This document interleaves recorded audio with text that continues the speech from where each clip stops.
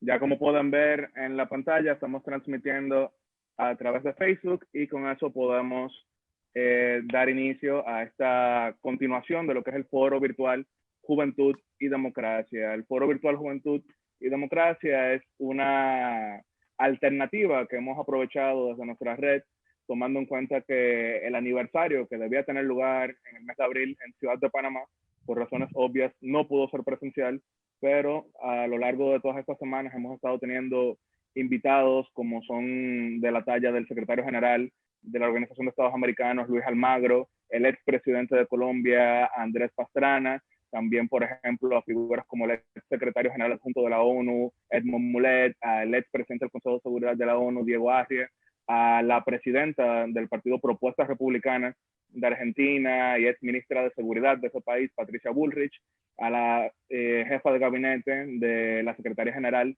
del Sistema de Integración Centroamericana, Olinda Salguero. Y entonces en esta semana tenemos el día de hoy al invitado que en breve estaré presentando, y el día de mañana, por razones de horario, tomando en cuenta que es de Europa, estaremos teniendo de invitado al eurodiputado y secretario general del Partido Popular Europeo, Antonio López Istúriz, de España.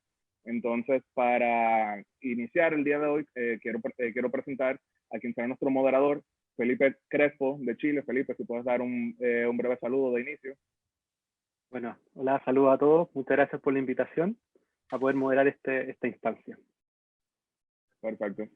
En representación del Centro de Análisis para Políticas Públicas, que es coorganizador de la charla del día de hoy, igual que lo fue, por ejemplo, en la charla con Edmond Mulet y Diego Arria, desde República Dominicana, el diputado Víctor Ito Bisonó.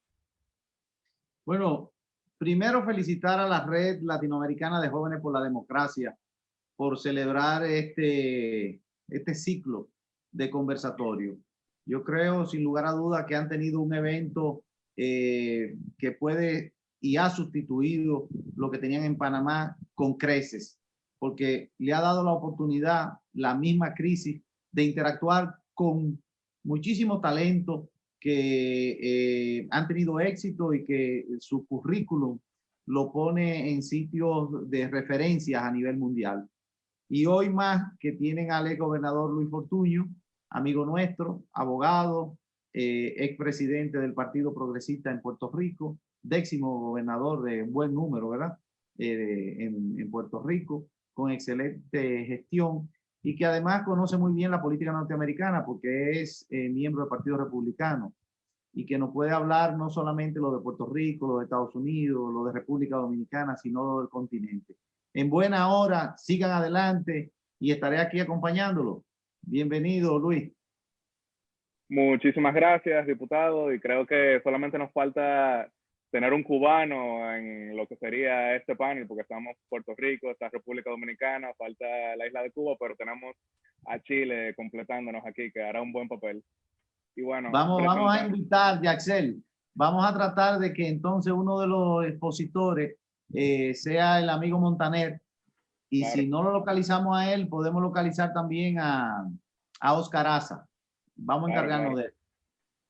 Sí, Carlos Alberto Montaner, un gran amigo de nuestra red. Entonces, ya presentando a quien será nuestro expositor del día de hoy, Luis Guillermo Fortuño, quien es egresado de Georgetown y de la Universidad de Virginia. Ha sido anteriormente director ejecutivo de la Corporación de Turismo de Puerto Rico, fue secretario de Desarrollo Económico de Puerto Rico, posteriormente fue electo comisionado residente de Puerto Rico, que es la posición que representa a la isla en la Cámara de Representantes de los Estados Unidos, donde tuvo una participación brillante en varias comisiones. Fue electo en el año 2008 como gobernador del Estado Libre Asociado de Puerto Rico, con una de las votaciones más contundentes que se han visto en la isla. También ha sido bastante activo en lo que es la política norteamericana, siendo de los coordinadores de campaña, por ejemplo, del senador John McCain, que Dios lo tenga en la gloria. También fue coordinador del ex gobernador de Massachusetts, hoy senador por Utah, entonces candidato presidencial republicano, Mitt Romney. Fue uno de los principales coordinadores de Marco Rubio en el año 2016 y es un destacado integrante de la Comisión nacional republicana. Hoy nos va a estar hablando de Estados Unidos, pero desde luego siéntanse libres de hacer cualquier pregunta en torno al estatus del Estado Libre Asociado de Puerto Rico. Pueden hacer sus preguntas a través de la sección PIR o CUYA, dependiendo de cómo tengan el idioma en Zoom, o si están en Facebook, los pueden ir haciendo en el chat y estaremos entonces recopilándolas. Así que sin más preámbulos, le damos la bienvenida al gobernador Luis Fortuño. Muchas gracias, Yatzel, y a Felipe también, y de manera muy especial a nuestro amigo, el diputado Víctor Ito Bisonó. Agradecemos el liderato que ustedes muestran en este momento a la Red Latinoamericana de Jóvenes por la Democracia y el Centro de Análisis para Políticas Públicas que dirige Ito Bisonó. Y agradezco la invitación en un momento complicado, difícil. Si gobernar no es fácil, gobernar en estos tiempos debe ser aún más complicado. Iguales retos presenta también para el sector privado y para las personas que no están pudiendo trabajar en este momento como lo hacían antes de toda esta situación. Para hablar de los Estados Unidos ante esta crisis, esta pandemia a nivel global, creo que es importante poner primero en contexto a los Estados Unidos y el efecto en los Estados Unidos. Contrario a países asiáticos que en el pasado han tenido experiencias previas con el SARS, el MERS, realmente Estados Unidos no se ha visto en una situación similar. Por ende, hay una falta de experiencia en cuanto al manejo de esto para la población en general. La economía estaba realmente muy fuerte a principios de este año, una de las economías más fuertes que Estados Unidos ha visto en mucho tiempo, debido a las políticas de liberación económica, baja en asuntos contributivos, y había mucha inversión del sector privado, creando el desempleo más bajo en 50 años en los Estados Unidos, un 3.5% de desempleo. Como efecto directo de esta situación, el desempleo ya va acercándose al 17% y el presidente de la Reserva Federal, señor Powell, ha dicho que inclusive podría sobrepasar el 20%. La producción de la manufactura, por ejemplo, en el mes de abril se redujo en casi un 14% y las ventas al por menor en el mes de abril, comparado al mes de abril del año pasado, se redujo un 20%. La única excepción, por supuesto, es las ventas en remoto, por Internet, que han experimentado de marzo a abril un aumento del 8,5%. Hemos visto quiebras de grandes cadenas de tiendas como JCPenney, J.Crew, Neiman Marcus y otros. Y al presente, Estados Unidos tiene aproximadamente 1,5 millones de casos confirmados y unos 90,000 muertos. Todo esto se da en el contexto de una política pública diferente para Estados Unidos frente al resto del mundo. Es una política que en inglés America First o América Primero. ¿Y qué quiere decir esto? Que Estados Unidos está mirando hacia adentro más de lo que está mirando hacia afuera. Eso tiene unos efectos internos y unos efectos externos. Pero esa es la política expresa del presidente Trump y quien lo llevó a ganar muchos de los estados del mediano oeste, Wisconsin, Michigan, etcétera. Y recordemos que esto está sucediendo en un año electoral. Por ende, es natural que el presidente esté buscando esos mismos electores que lo llevaron a la presidencia. Aquí se han tomado medidas agresivas para atender el tema económico. Específicamente, tenemos que ya el Congreso de los Estados Unidos ha aprobado sobre 3.5 trillones de dólares en ayudas de distintos tipos, y se espera que haya más, y se está esperando que efectivamente que haya más. Y aparte de eso, y tan importante, quizás hasta más importante, ha sido que la Reserva Federal ha echado mano a herramientas que inclusive en la crisis de 2008-2009 no le echaron mano. La Reserva Federal en estos 2 meses ha adquirido sobre 2 trillones de dólares en bonos del Tesoro y valores apoyados por hipotecas, y ha redujo las tasas de interés a casi el 0%. Además de eso, ha separado trillones de dólares para prestar a empresas estratégicas y a gobiernos estatales y municipales. Todo esto ha estado sucediendo a la misma vez que esto va acompañado de acusaciones fuertes de parte del presidente y muchos otros contra China por no haber sido abierto en lo que estaba sucediendo en Wuhan y no ha sido tan transparente durante el periodo el primer periodo, la primera fase de esta pandemia.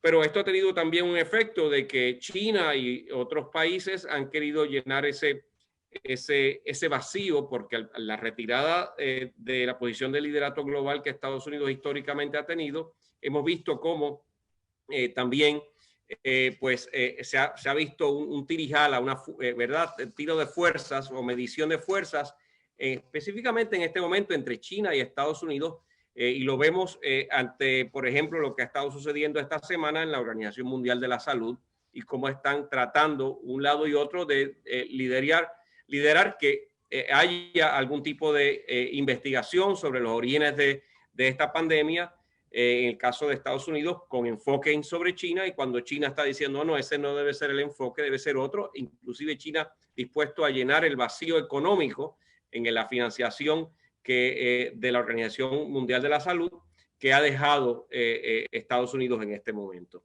China también aprovechando, por ejemplo, ese vacío en África, enviando inclusive hasta Europa y a países aliados de los Estados Unidos material desde la China para ayudarles a batir la pandemia, como el caso de Italia, que ocurrió, fue el de los más sonados, pero no fue el único donde esto ha sucedido.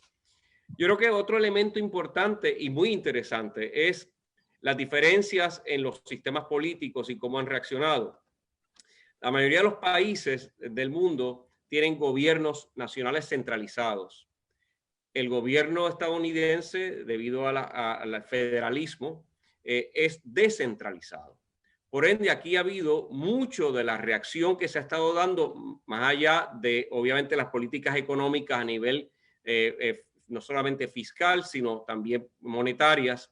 Más allá de eso, lo que son las medidas para atender esta pandemia a nivel de cada uno de los 50 estados y los territorios, ha sido en gran medida con guías generales a nivel nacional, en gran medida determinadas por los gobernadores de los distintos estados y territorios, con diversas realidades. Inclusive ha habido unos 8 estados, todos republicanos, que nunca tuvieron un encierre de la población.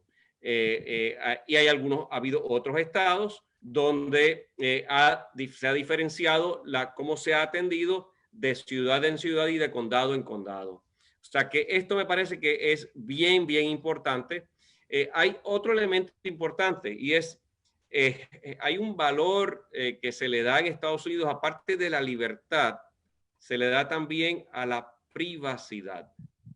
Y así como en países asiáticos, por ejemplo, se han impuesto mecanismos de rastreo donde los ciudadanos, su privacidad, pues, ha quedado en segundo plano frente a la necesidad de atender la pandemia y poder rastrear con quienes nos hemos encontrado y si han estado estas personas enfermas para poder atender esa situación inmediatamente. En Estados Unidos eso no se está haciendo de forma tan agresiva porque tiene que ser voluntario, porque aquí la privacidad es un valor específico en la política pública y no debería y no se puede implementar esos mecanismos de rastreo. Otro elemento interesante es la tensión que ya se está viviendo luego de más de 2 meses de encierro entre los que desean abrir y los que se inclinan a mantener la economía cerrada, sostenida por más gasto gubernamental. Y aquí pues estamos viendo que tienen que sopesar de un lado y otro qué es lo que debe suceder. Yo voy a hablar de un tema, un ejemplo muy, muy interesante. Dos estados que todos conocemos, Nueva York y Florida, tienen poblaciones más o menos similares en términos poblacionales. La diferencia es que Nueva York tiene una gran ciudad que es la ciudad de Nueva York, pero tiene otras ciudades, Albany, etcétera. Florida tiene un número de ciudades, no una gran metrópolis como Nueva York, pero tiene a Miami, Orlando, Tampa, etcétera. Dos estados con la misma población en términos generales. La prensa, y ha sido muy interesante el trato de algunos medios de comunicación, la prensa diabolizó al gobernador de la Florida por no haber sido tan fuerte en las medidas de encierro, por haber permitido mayor flexibilidad entre ciudad y condado, y no haber seguido las directrices mucho más estrictas, que por ejemplo sí se siguieron en el estado de Nueva York. Sin embargo, si uno solamente viera algunos medios de comunicación, no estoy diciendo todos, parecería que el manejo correcto de esta situación la llevó a cabo el estado de Nueva York y no la Florida. Sin embargo, los resultados son muy diferentes. Nueva York tiene 8 veces más muertos y 12 veces más casos de contagio que la Florida, teniendo la misma población. O sea que aquí vemos también un trato muy diferente de una porción de la prensa, ¿verdad?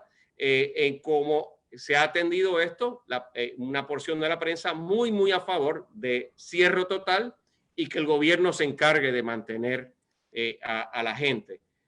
No estoy necesariamente abogando por una o por otra, posiblemente la solución está entre medio y la solución también está en el federalismo que permite que se trate a los estados de forma distinta según sus realidades. Hemos estado viendo grandes protestas en el estado de Michigan, por ejemplo, en el estado de Texas, inclusive en Texas, un caso muy, muy sonado, donde una empresaria pequeña, dueña de una peluquería, violentó las reglas de cierre y se le impuso 7 días de cárcel, teniendo una reacción de que el negocio no da abasto con la cantidad de gente yendo, inclusive personas como el senador Ted Cruz, que voló a Dallas para ir a recortarse a la peluquería de esta empresaria que fue encarcelada por 7 días. Así que vemos esa diferencia. Pero me parece que lo interesante es ver cómo internamente se ha estado mirando esto en Estados Unidos, cómo por las diferencias en sistemas políticos no es idéntico, no es igual a muchos otros países, y cómo Estados Unidos sigue mirando hacia adentro, dejando un espacio que trata de llenarlo en esa retirada estratégica, ¿verdad?, de una posición estratégica de liderato global, tratando de llenarlo China, países como China en este momento. Y creo que esa dicotomía y esa disyuntiva es importantísima y va a dar mucho de qué hablar. Finalmente, para poner esto en perspectiva en cuanto a la elección de noviembre.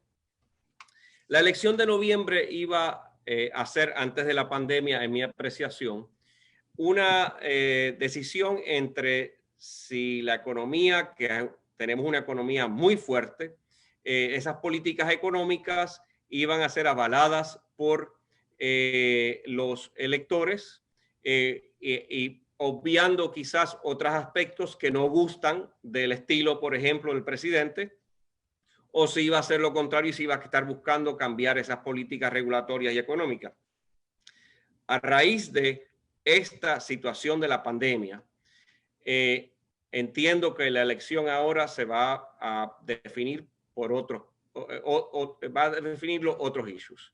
Y el issue principal, entiendo, va a ser el manejo de esta pandemia. Es muy temprano para poder determinar si esto va a ser positivo o negativo para el presidente. El presidente quizás habrá hecho unos comentarios que habrán llamado la atención y que a lo mejor no han gustado en algunos lugares. Pero en otros lugares, por ejemplo, el presidente empezó a promover la apertura de la economía, sabe que su base electoral, su base política, no son los grandes empresarios, no son los profesionales que han seguido trabajando desde su hogar sin problema, tienen de todo acceso adecuado al Internet y sus negocios siguen corriendo. Esa no es su base política. Su base política, y por eso ganó los estados del mediado oeste de los Estados Unidos, entre otros, es ese trabajador en el área de la manufactura, tratando de traer de vuelta esa manufactura a los Estados Unidos. Son aquellos que trabajan por un salario mínimo por hora. Son aquellos que no tienen un nivel educacional universitario. No están concentrados en las grandes metrópolis, los grandes centros urbanos. Tienen que estar en áreas más rurales. O sea que la realidad es que el presidente Trump se le ve reaccionando a lo que él entiende que es su base política y efectivamente lo es. Último punto es que durante los pasados 25 años ha habido y hubo un gran flujo de manufactura de productos farmacéuticos, de equipos médicos, inclusive de mascarillas y equipos de protección médica hacia China. Y esta era una parte de una política de que Estados Unidos entendía que en la medida en que había mayor apertura económica en China, iba a haber mayor apertura política. Bueno, en realidad es que ha habido mayor apertura económica, han salido de la pobreza en China docenas de millones de personas, esa es la realidad, sino cientos de millones, pero la realidad es que bajo la presidencia del el presidente Xi, no se ve esa apertura política. De hecho, vemos los grandes problemas que hay en Hong Kong al presente, por ejemplo. Así es que ante todas esas circunstancias, hay un movimiento que es bipartidista en Washington, que es proveerle incentivos a las empresas que en los pasados 25 años llevaron su manufactura, su producción de productos biofarmacéuticos, farmacéuticos, de equipos médicos, de equipos de protección médica, devolverlos, ya sea a los Estados Unidos, punto, y también hay algunos que están hablando de los Estados Unidos y países cercanos que tienen tratados de libre comercio con Estados Unidos, lo cual puede presentar unas oportunidades interesantes para países de la cuenca del Caribe, por ejemplo, que tienen países que están en CAFTA DR, etcétera, que también podrían entrar como parte de este esfuerzo de traer más cerca a los Estados Unidos esas líneas de producción. Y vislumbro que algo va a ocurrir porque tiene un apoyo bipartidista en este momento. Hay más de una docena de medidas, tanto de demócratas como de republicanos, que van en esta dirección. Y pues lo que falta es, obviamente, están atendiendo primero la crisis que se está viviendo, y una vez se atienda la crisis, yo vislumbro que antes de las elecciones habrá habido legislación en esta dirección. Dentro de todo esto, la campaña del presidente Trump ha comenzado a tratar de pintar al vicepresidente Biden, su rival demócrata, como alguien que apoya a China y viceversa. Así es que vamos a ver dónde termina eso y qué resultado tiene esto en las elecciones de noviembre. Con eso, yo imagino que han recibido por el chat algunas preguntas y con mucho gusto intento atender esas preguntas. Muchísimas gracias, gobernador. Entonces, Felipe Crespo va a estar leyendo las preguntas que hemos estado recibiendo. Así es, muchas gracias por tu intervención, Luis. A continuación vamos a leer algunas de las preguntas y por supuesto que por tema de tiempo las vamos a aglutinar para que pueda responder. La primera tanda de preguntas dice relación con el tema económico. Si crees que las medidas que se han implementado, que ya mencionaste algunas, por parte del gobierno del presidente Trump han sido correctas, y qué opinas de la situación actual de los estados que están reabriendo en comparación a los estados que están completamente cerrados, y específicamente respecto a la situación, por ejemplo, de las actividades deportivas que están realizando algunos estados o la apertura de restaurantes, bares o lugares en general que se están volviendo a abrir? Las políticas económicas, yo creo que hay un consenso. Las medidas fueron aprobadas por acuerdos bipartidistas, tanto demócratas como republicanos. Yo creo que ha habido un consenso en que estas eran las primeras medidas que había que tomar, pero no es suficiente. ¿Aló? Y va a hacer falta más, definitivamente. De hecho, el propio presidente de la Reserva Federal, Powell, este fin de semana lo mencionó así. Así que se esperan más medidas en esa dirección.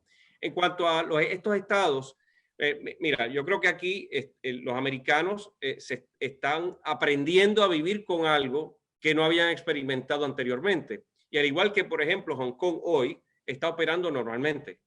La gente está yendo a sus trabajos, están yendo a las oficinas y no hay ningún problema. No hay razón por la cual el trabajador americano no pueda aprender a vivir con esto. Pero ha sido un proceso, primero, de bajar la curva, ¿no? Para que no hubiera un exceso de pacientes en los hospitales. Gracias a Dios, en todos los lugares, el lugar que más cerca estuvo fue Nueva York, la ciudad de Nueva York, pero en todos los lugares se pudo manejar adecuadamente. Ahora lo que resta es ver en este proceso de apertura responsable, con mucha cautela, si hemos aprendido e internalizado esas medidas que los países asiáticos, Corea, Hong Kong y otros lugares han aplicado bajo otras pandemias y están aplicando bajo esta pandemia exitosamente. Perfecto. Ahora, con respecto al tema específico de Puerto Rico, bueno, sabemos que tú eres uno de los principales impulsores con respecto al estatus de Puerto Rico, y me gustaría saber por qué crees que Puerto Rico debe ser un estado americano y no independiente, y en virtud de las circunstancias, digamos, si puede Puerto Rico incorporarse al estado pese a la crisis tanto económica como global actual. Lo primero es que yo creo que esto es un tema de derechos civiles, donde hemos sido ciudadanos de los Estados Unidos por sobre 100 años. Cuando los redactores de la Constitución de Estados Unidos hace sobre 220 años atrás redactaron la Constitución, nunca pensaron que habría territorios que estarían 100 años bajo una situación donde no todos los derechos políticos se aplican de forma igual en toda la nación, excluyendo algunos de esos derechos para que le apliquen a los residentes, ciudadanos americanos que residen en un territorio por el mero hecho de residir en un territorio. Yo creo que eso se cae de la mata. Las alternativas, yo entiendo que ya en la etapa que vive Puerto Rico son dos. O ser la integración completa, que ya la hemos tenido en gran medida, pero completarla como un Estado con todos los poderes y responsabilidades que eso conlleva, o la independencia. La realidad es que la independencia es apoyada por un grupo ínfimo de la población, pero tienen todo el derecho y tienen que respetarse el derecho a expresarse y a poder ventilar su postura, ¿no? Pero en los pasados 25 años, pues apenas han podido llegar al 5%. Tienen derecho a expresarse, como hay gente que está a favor de la independencia en Texas o en Alaska, pero la mayoría debe ser la que prevalezca en este proceso. El momento es un momento bien complicado, no solamente para este tema, para cualquier otro tema el momento es muy complicado, pero eso no quiere decir que no se vaya a entender en algún momento. Ahora, en cuanto a las elecciones, sabemos que el 3 de noviembre debieran realizarse las elecciones, y en ese sentido me gustaría preguntarte si es que crees que se van a realizar. ¿Crees que va a haber alguna opción de que el Congreso, con votación por supuesto republicana y demócrata, las va a postergar o se van a realizar? ¿Y cómo ves los efectos políticos que está llevando el coronavirus, digamos? Si es que le está afectando mucho al presidente Trump, o si efectivamente Biden el candidato Biden ha sido capaz de poder capitalizar esta supuesta mala gestión que estaría realizando, según algunos, digamos, el presidente Trump. Sí, yo entiendo que sí, que la elección se va a llevar a cabo ya desde antes, no de esta elección, desde antes. Hay muchos estados donde inclusive un % altísimo vota por correo. Así es que hay los mecanismos para garantizar el proceso de votación y que sea un proceso transparente y claro y que no haya problemas de fraude. En cuanto a si va a ayudarle o va a desayudarle, mira, yo creo que aquí hay por qué argumentar de ambos lados, pero la realidad es que la elección no es hoy, la elección es en noviembre. Así es que en ese sentido, y aquí yo creo que el diputado Bisonó tiene muchísima experiencia en este tema, la elección se decide cuando se vota, no se decide 6 meses antes. Así es que lo importante es cuál es la realidad en el momento de votar. Importante creo va a ser ver, sabemos que este segundo trimestre del año va a ser muy duro económicamente. Pero la pregunta va a ser, ¿dónde vamos a estar en noviembre? ¿Dónde vamos a estar a fines de octubre y a principios de noviembre? Y si ha habido un regreso, no va a ser al mismo nivel que estábamos antes, que estábamos en febrero, pero si ha habido un regreso a un punto bastante aceptable y el presidente logra capitalizar esto, pues tiene posibilidad de ser reelecto. Si ese no es el caso, o si Dios no lo quiera, hay una segunda vuelta no eleccionaria, sino una segunda vuelta del coronavirus, pues yo creo que tiene problemas serios.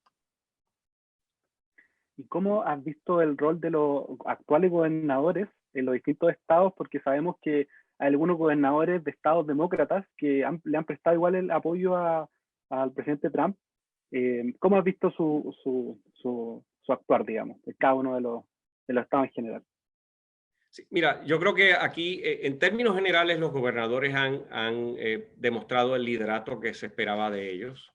Hay una realidad, por ejemplo, un estado como California, y entendamos que es el estado con la mayor población, que tiene un número de ciudades, de Los Ángeles, San Francisco, Sacramento, San José, y me parece que lo ha manejado extraordinariamente bien, y es un demócrata.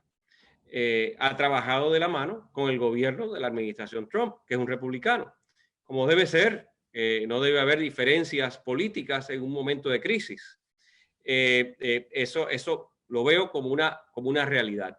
Ha habido otros gobernadores que la prensa pues los idealiza, pero la realidad es que el resultado ha sido pésimo, y di un ejemplo de 2 estados, Florida y Nueva York, con poblaciones más o menos similares, donde los resultados son diametralmente opuestos.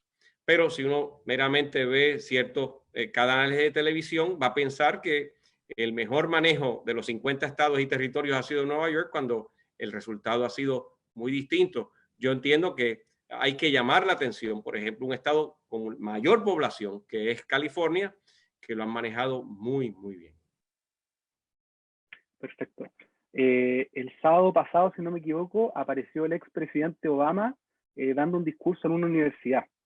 Y me gustaría saber cuál es tu opinión respecto a esas declaraciones, que básicamente dice que los que están en la moneda no saben lo que hacen, básicamente. Sí, mira. La Casa Blanca, perdón. Sí. Yo soy de la vieja escuela.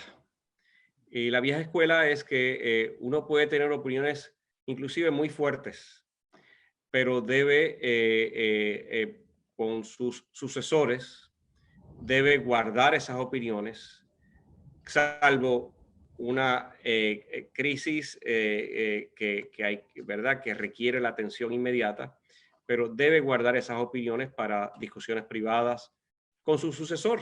Y pues no creo que él es de la misma escuela. En ese sentido, por ejemplo, el expresidente Bush, hijo, durante los 8 años del presidente Obama, estoy seguro que tuvo diferencias sobre el manejo de algunos asuntos del presidente Obama, pero nunca se expresó de esta manera.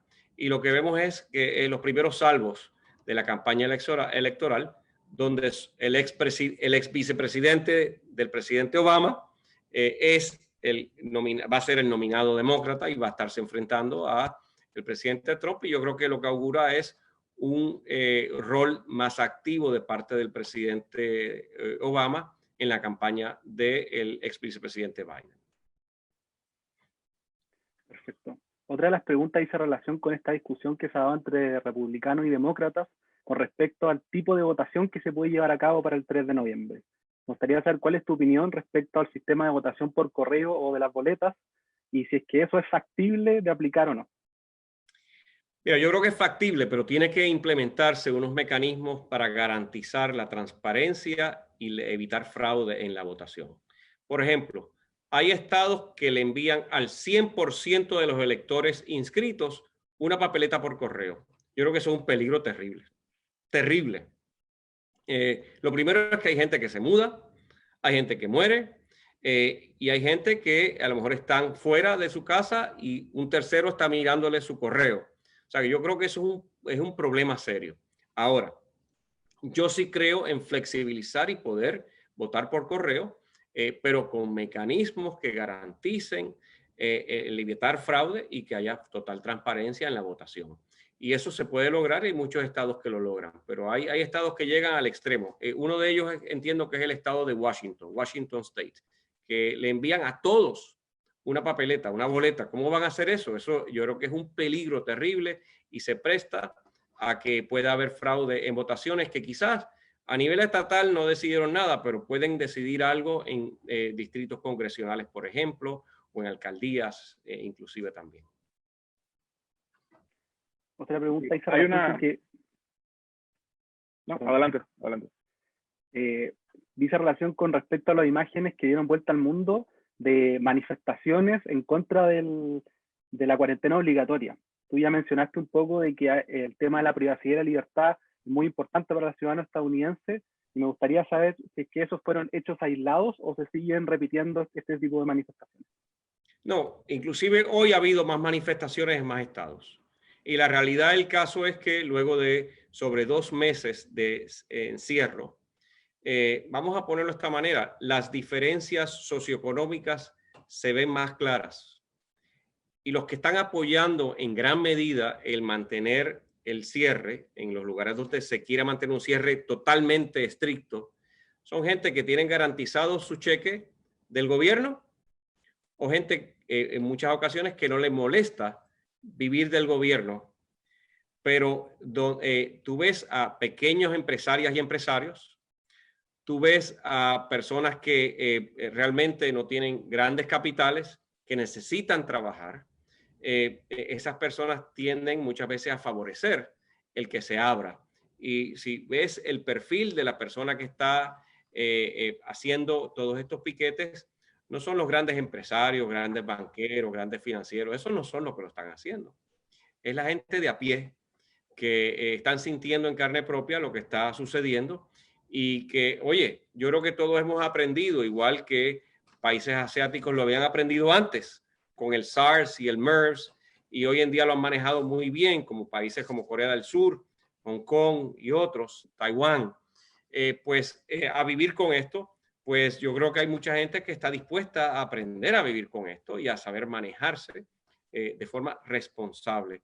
Y esa libertad individual que en gran medida define lo que es los Estados Unidos, sigue siendo un valor que no puede taparse con la mano. Y pues vamos a ver esta tensión que es natural, pero poco a poco yo creo que va a ir cediendo ante una realidad económica y creo que de salud mental también, luego de más de 2 meses y medio, 2 meses de encierro para tanta gente.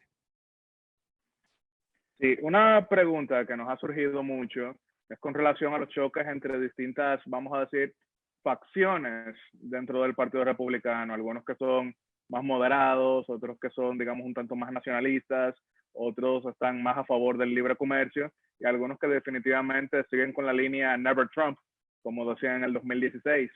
¿Existe ahora mismo un partido republicano por lo menos unificado electoralmente? ¿O qué nos puede decir sobre esos choques entre distintas ideologías dentro del propio partido? Bueno, la realidad es que el Partido Republicano, al igual que el Demócrata, no es un ente monolítico. Hay diferencias internas y es natural que las haya. Sin embargo, yo creo que tanto el Partido Republicano como el Demócrata van a estar unidos detrás de sus nominados. En el caso del Partido Republicano, como bien menciona Yatzel, tenemos por un lado aquellos que son más de la línea, yo diría, de Reagan, de libre comercio, o sea, libertad llevada al extremo, ¿no? Casi. Mientras que hay otros que son más de línea nacionalista, que son los que más tienden a favorecer a Donald Trump. En el caso demócrata, tenemos 2 facciones también. Tenemos una facción que tienden a ser los demócratas tradicionales, ¿verdad? De gobierno, un rol de gobierno mayor, pero no una sustitución del rol del individuo y el sector privado por el gobierno. Y vemos otra facción que está representada, de hecho, interesantemente, líderes tienden a ser mujeres electas recientemente, como la congresista Alexandria Ocasio-Cortez de Nueva York, la congresista Oman también de Michigan y otros. Jayapal, la congresista Jayapal, que quiere que se le garantice a toda persona con un ingreso menor de $100,000 que se le garantice su ingreso. Que el gobierno le garantice un cheque a todo el que gane $100,000 o menos. O sea que va a haber esa facción dentro del lado demócrata también, de que quieren inclusive cancelar el seguro médico privado y sustituirlo por un sistema de salud universal donde solamente el gobierno se encarga de esto. Así es que vas a tener esas dos facciones, las tienes hoy en día, tanto dentro del lado republicano como del lado demócrata.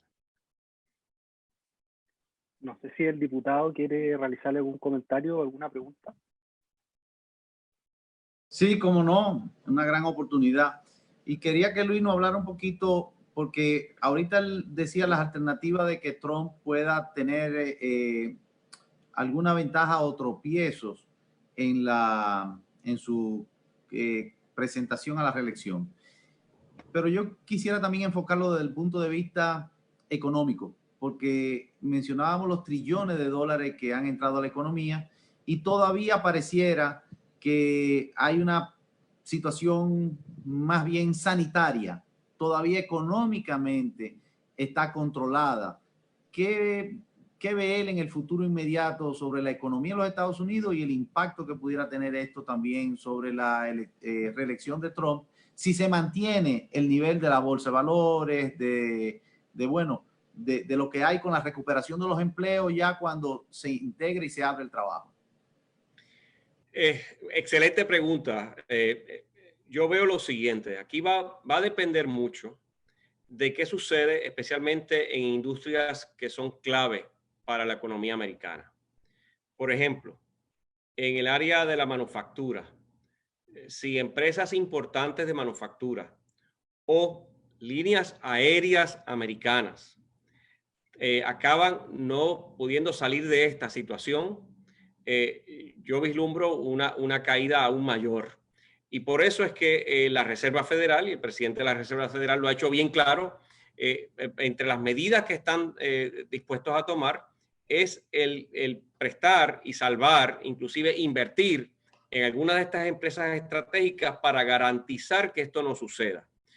Uno de los problemas de que esto suceda es que obviamente tendría un efecto dominó en la economía y en la bolsa de valores. Y el americano tiene sus ahorros en su casa y en la bolsa de valores a través de los sistemas de retiro.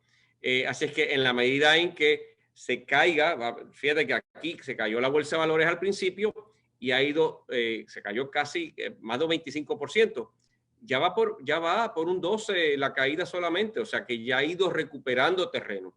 En la medida en que eso siga sucediendo, eso mejora la psiquis del consumidor americano y del pequeño y mediano empresario americano y ayuda a salir de esta situación. Así que el rol, fíjense interesantemente, rol clave en todo esto. Sí, el Congreso y la Casa Blanca están apoyando y tirando todo este dinero a la economía, pero yo creo que el rol más importante, del cual se habla muy poco, es el de la Reserva Federal, y porque es un rol estratégico, y la Reserva, que es un ente no electo, podría definir quién es electo en noviembre en los Estados Unidos, y lo veo como algo fascinante. Obviamente tenemos que esperar a noviembre a ver qué sucede, ¿no? Pero como un elemento fascinante dentro de esta situación de crisis. Sí, usted estuvo en la Cámara de Representantes entre 2004 y 2008, una época que si bien había muchos choques por el tema de Irak, entre otras cosas, había bastante más bipartidismo en el sentido americano que se refiere a consensos. Eso cada vez ha ido disminuyendo mucho. Sin embargo, a muchos de nuestros miembros nos llama la atención de que pareciera haber ahora mismo un consenso, por lo menos entre varios actores, tanto republicanos como demócratas, en torno a Taiwán, casi como existía durante muchísimo tiempo sobre Israel. ¿Ve sí una coincidencia política tanto entre la administración y la oposición sobre Taiwán en oposición a China? ¿O esto es algo más aparente que real? Yo estaba hablando con alguien que es demócrata, de hecho, y hace encuestas en Estados Unidos. Me estaba diciendo que en este momento el sentimiento negativo hacia China, y no estoy diciendo que eso sea positivo o negativo, estoy diciendo un hecho, corre a través de todas las líneas ideológicas en los Estados Unidos. Eso es una realidad política con la cual aquellos que estén aspirando en noviembre van a tener que lidiar, ¿no? Eso está latente y palpable ahí. Así es que en ese sentido, lo que yo veo es que Taiwán puede beneficiarse parcialmente de esta situación, pero yo no creo que esto es enfocado en Taiwán únicamente. Yo creo que aquí Japón, Corea del Sur, Australia, o sea, estamos hablando inclusive Vietnam, podrían ser algunos de los actores de esa zona del Pacífico asiático que podrían salir beneficiados de toda esta situación. Todo esto está sucediendo en un momento, si recuerdan, que hace 3 años atrás, cuando sale Obama, había un tratado de libre comercio que estaba negociándose con los países de la región para hacer frente a la economía china, de la cual Trump se retiró. Una gran pregunta interesante, si Trump llegase a tener un segundo término o si Biden lo tiene, un primer término, es si a la luz de todo esto, Estados Unidos retoma esa iniciativa de un tratado de libre comercio con todos los países de la región que he mencionado y otros para contrarrestar el programa de inversión en la zona del gobierno chino. Muy interesante también. Una pregunta aquí en el chat dice, ¿qué medida ha aplicado el señor presidente de los Estados Unidos, Donald Trump, para ayudar a Puerto Rico con la situación de la pandemia? Sí, Puerto Rico ha sido tratado junto con los demás estados. De hecho, al presente, el cálculo es que los fondos asignados única y exclusivamente con relación a la pandemia, única y exclusivamente, están rondando los 13,000 millones de dólares, que es mucho dinero, obviamente. Así es que la realidad es que Puerto Rico ha estado siendo tratado de forma igual.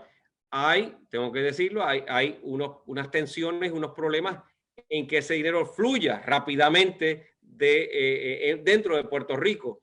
Pero eso es un tema que no controla Washington, es un tema que lo controla obviamente el gobierno de Puerto Rico.